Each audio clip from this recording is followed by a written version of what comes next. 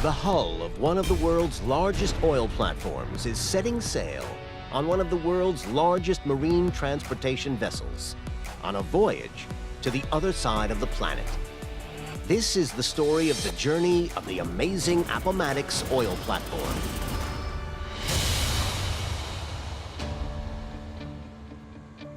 Engineers hope that in a few days' time, the Appomattox hull will be ready to set sail on an epic voyage. A 14,500-mile journey from Koje in South Korea to the Gulf of Mexico.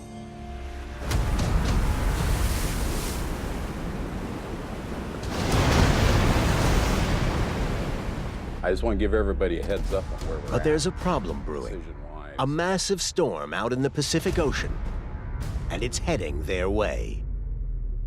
In a bid to sail before the storm hits, work ramps up to a round-the-clock schedule. We got a lot of people who are going to be tired today, going to be tired tonight, so we need to watch out for each other. The size of the crew is tripled to try to get the hull ready before danger arrives.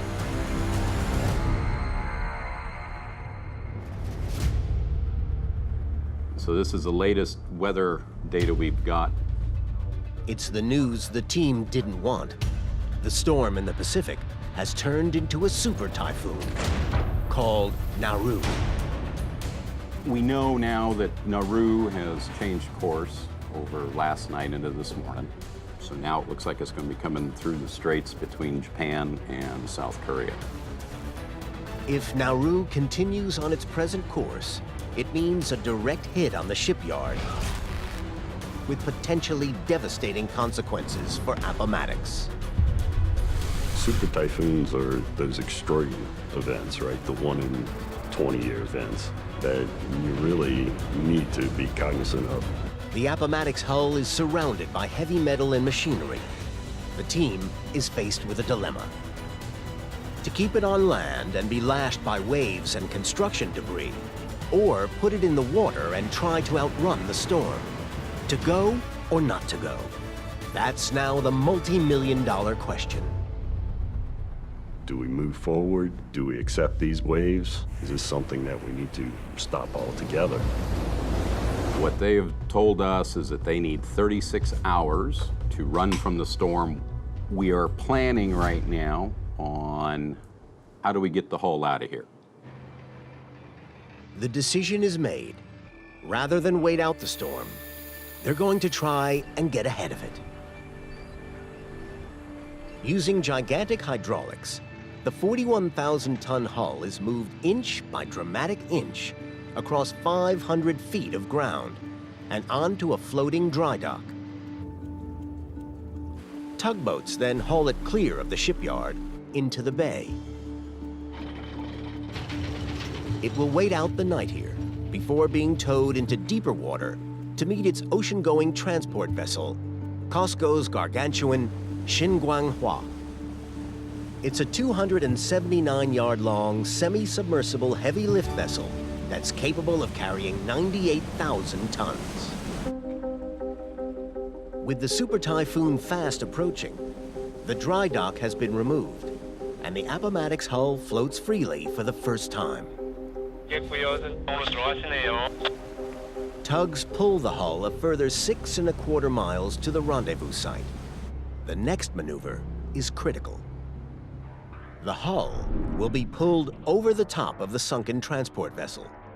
Once it's in place, the hull and the vessel are deballasted, lifting them up out of the water. For a successful maneuver, winds have to be less than 16 knots, and the seas calm.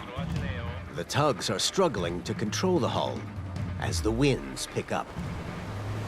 The seas were a concern, the winds were a great concern. So when you're having a super typhoon bearing down in the area, the winds are high and variable. A couple of times we tried to bring it on, and the winds got to a point where we said, stop. With the typhoon now less than 48 hours away, things are not looking good. And the third attempt was probably the closest we could have gotten, but then we ran out of time. Do we stop for the evening because of light? Do we go back to the dock Is this something that we need to stop altogether?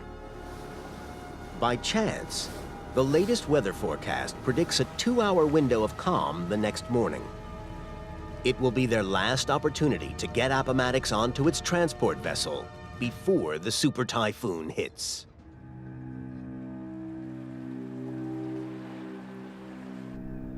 At sunrise, conditions are perfect.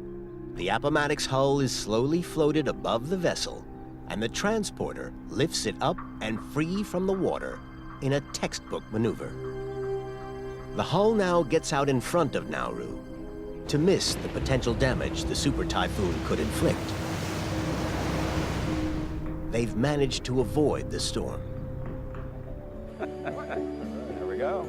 All that planning and all that work, it all paid off. It was really a wonderful sight to see. But that didn't mean the job stopped there. It had a long journey. The Appomattox still has to complete most of its 14,500-mile voyage from South Korea to the Gulf of Mexico.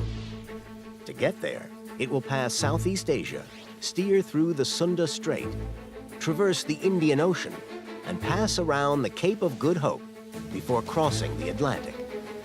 But it now faces another potential problem. The Cape of Good Hope on the southern tip of Africa is notorious for its wild weather, especially in the dead of winter, when the Appomattox will be passing. At that time of year, you could have up to 8-meter seas coming through there. 30-foot sea, that's an enormous sea. Just weeks after outrunning a super typhoon, the Appomattox must now travel through one of the world's most treacherous seas.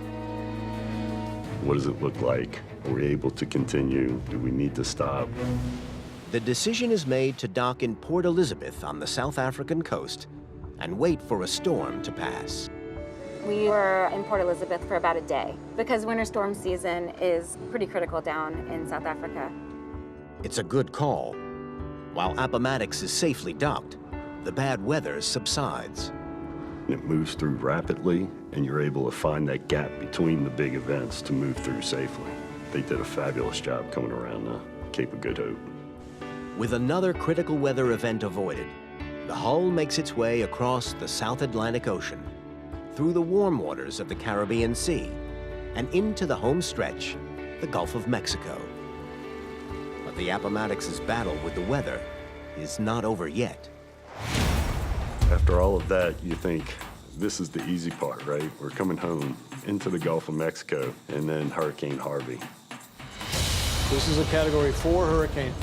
This is going to go up the coast and do a massive amount of damage. A catastrophic event for anyone in the path of this storm. The wind is pretty strong, the rains are coming in, and the high tides now have come in here at Fulton Beach. Hurricane Harvey is hitting not only the Gulf Coast, but South Texas, right where you're headed. And right where hundreds of Shell employees and contractors live and work. The damage was just unbelievable. Nobody could have expected it. Appomattox team member Kevin McDonald was hit especially hard. I'm sitting right now where my workshop used to be. We were in a position where we could not leave, so we were here during a storm. We took a direct hit. The eye came right over us. The entire house was shaking, roof was peeling, walls was vibrating. So all we could do was be thankful we were still alive. Hurricane Harvey wiped out entire communities and destroyed 135,000 homes. The co-workers I had that came here and helped me clean up and checked on you, it's been amazing to me. It's a family away from home. The resilience of the people here, the resilience of their families has been truly remarkable. Once again, the Appomattox avoids the storm, but arrives in the wake of the devastation. Its presence now gives the team something new to focus on. Somebody came through the trailer and said, it's here. So we all kind of ran out to the back porch and stood there, and you could see it coming in. It was good. You know, just kind of we got it done. In Ingleside, Texas, work on the Appomattox continues at pace as the infrastructure to process 175,000 barrels of oil a day is installed along with living quarters and utilities for its 180 personnel. 6 months later, work is finally finished. The mighty Appomattox is now ready to complete the final leg of its journey and travel to 80 miles off the coast of Louisiana. This evening is the evening that the amazing Appomattox will be leaving the shores and go to its permanent site in the Gulf of Mexico. It's time for it to go, but it's always a strange feeling to see it leave. Sort of like, a child leaving home and going off to college. Crews work overnight to ensure the final leg of Appomattox's journey goes according to plan. By sunrise, a fleet of tugs are in place, and Appomattox is smoothly towed into the Gulf of Mexico, where it will remain for the next 40 years. That sense of accomplishment, when you know you've crossed the finish line, it's like you won the Super Bowl.